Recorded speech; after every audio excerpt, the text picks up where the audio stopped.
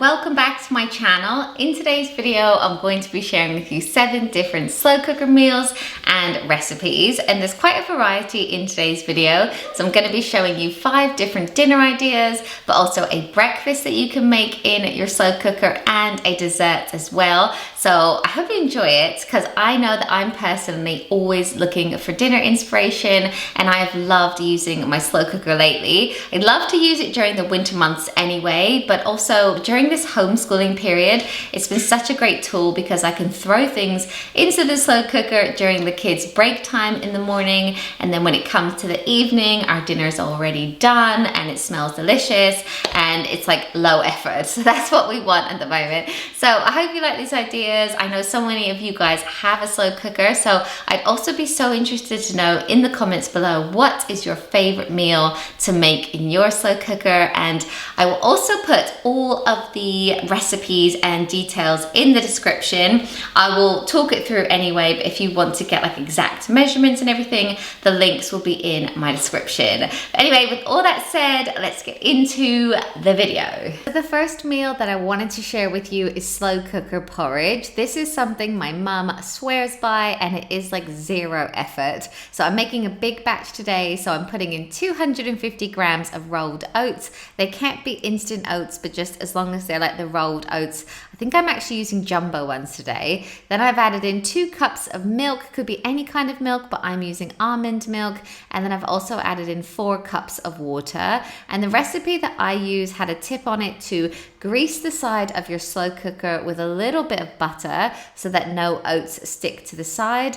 And then you just put it on low for 8 hours. So I turned this on at 11 p.m. when I went to bed. And then we came down in the morning to this delicious porridge. And it is so creamy. If it looks a bit odd when you first see it, don't worry, just give it a stir and then it's the perfect consistency. This sized batch would feed my family for like a good 2 mornings, but you can actually save some in the fridge, or you could make a smaller batch and then you can top it with whatever you like on your porridge. I'm having some raisins, some flaked almonds, some strawberries and maple syrup as well. But my kids just like brown sugar on top, or we also like to have cinnamon sometimes.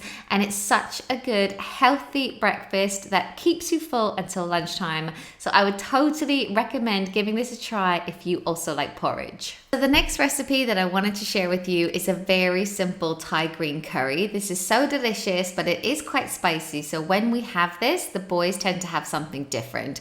But all you'll need is some green veg, some Thai green curry paste, some coconut milk and chicken. So this is about 4 chicken breasts cut up into small pieces.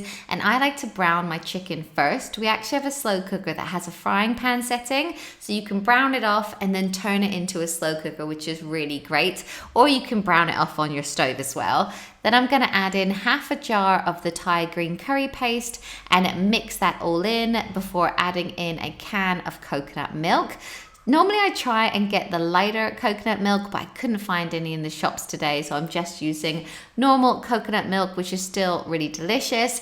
And then I'm also going to add in my veg. So I've cut up some green pepper and I'm also adding in some mange too. This is also really delicious with onion or mushroom as well, but that is literally what I had in the fridge today. And then I'm going to put this on high for 3 hours because I've actually put this on at about lunchtime.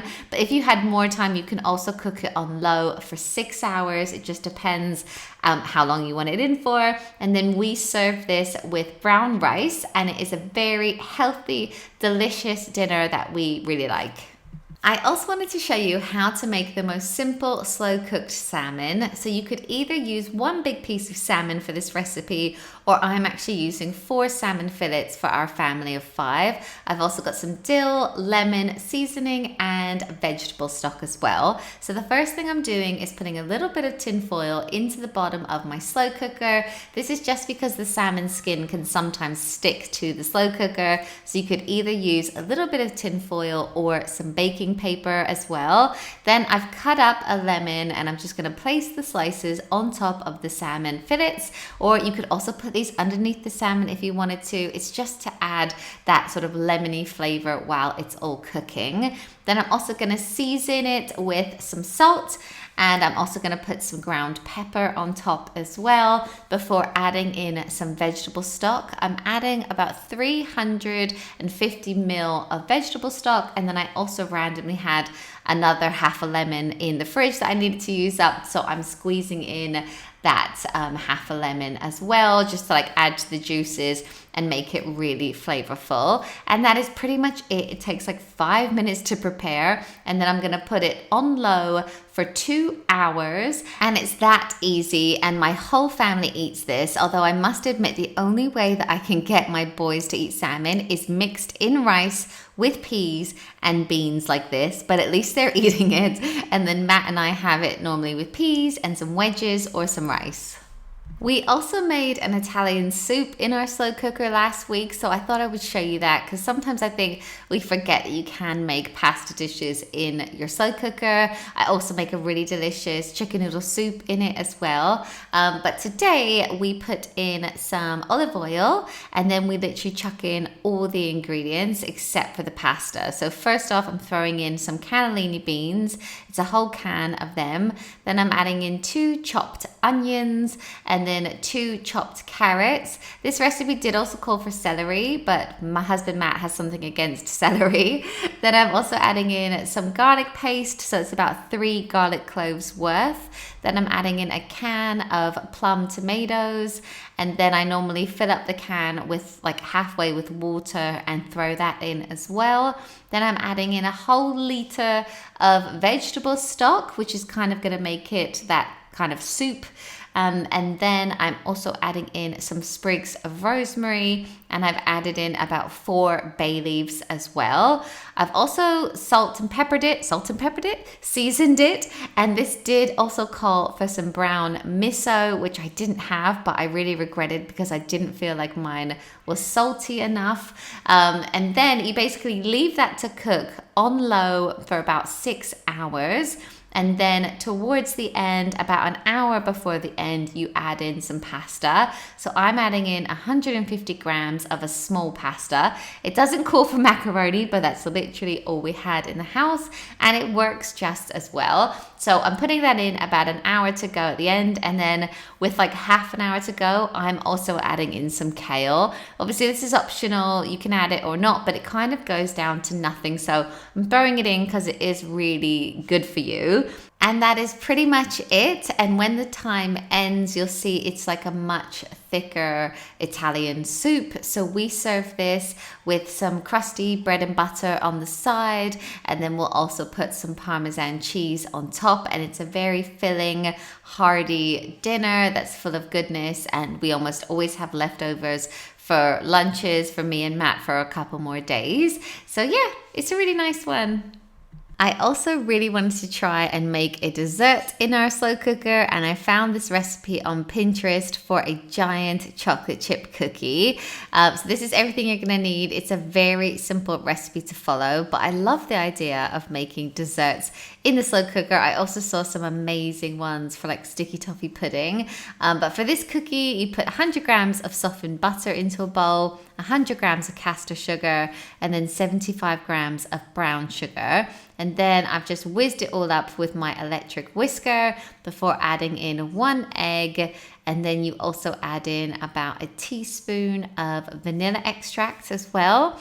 And then I basically whizzed all that up again with my electric whisker before adding in the flour. So I'm adding 200 grams of flour, but I will also link the full recipe down below, and a teaspoon of baking soda.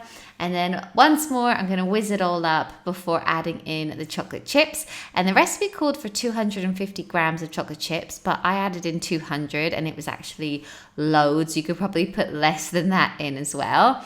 Then you just mix that all up and you'll see that you have like a nice cookie dough, just like a traditional one. And then it recommended to line the slow cooker with some baking paper.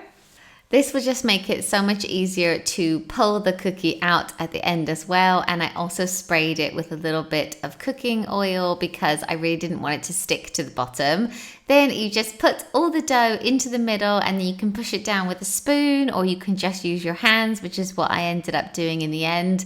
You just want to make it basically one big cookie across the whole bottom, and then you just put this on for about 2.5 hours on high, or you can do it on low for longer if you wanted to. You could do it on low for 6 hours, but I did it on high for 2.5 hours. And when it was done, it looked really gooey, but actually if you take it out for a little bit, it's like the perfect consistency. And the recipe that I followed recommended that you serve this with like vanilla ice cream on top, but I ended up cutting it up and the kids just ate it like this for dessert. But it was really delicious, very gooey, almost like a chocolate chip cookie brownie. And yeah, just something different, very cool.